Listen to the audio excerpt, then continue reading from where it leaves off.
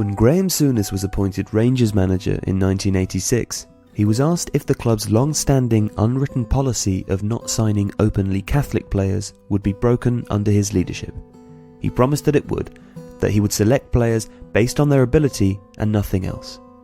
3 years later, he signed Mo Johnston from under the noses of Celtic, achieving the feat of upsetting both sides of a divided football city.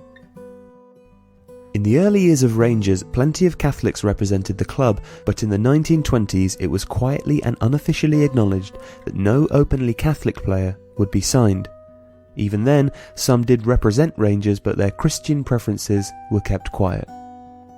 Souness backed up his pledge that taboos would be broken by signing Rangers' first black player, Mark Walters, and their first Jewish player, Avi Cohen.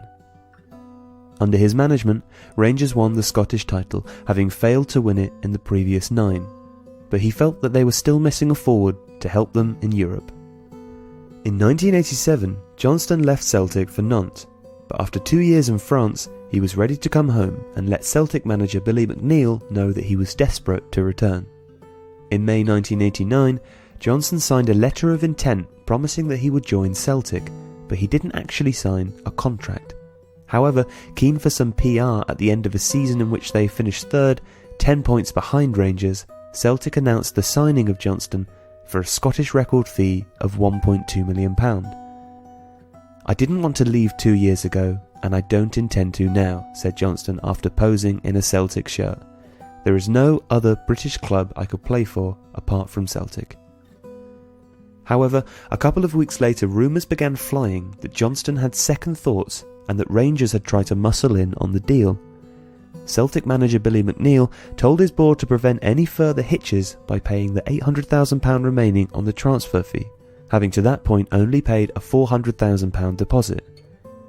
One Sepp Blatter, at that point FIFA's general secretary, assured Celtic that the letter of intent was enough to make Johnston their player, but the club's board refused on a point of principle to pay the rest of the fee for a player who was having second thoughts about joining them. The move collapsed and Rangers swooped, but still few believed the rumours.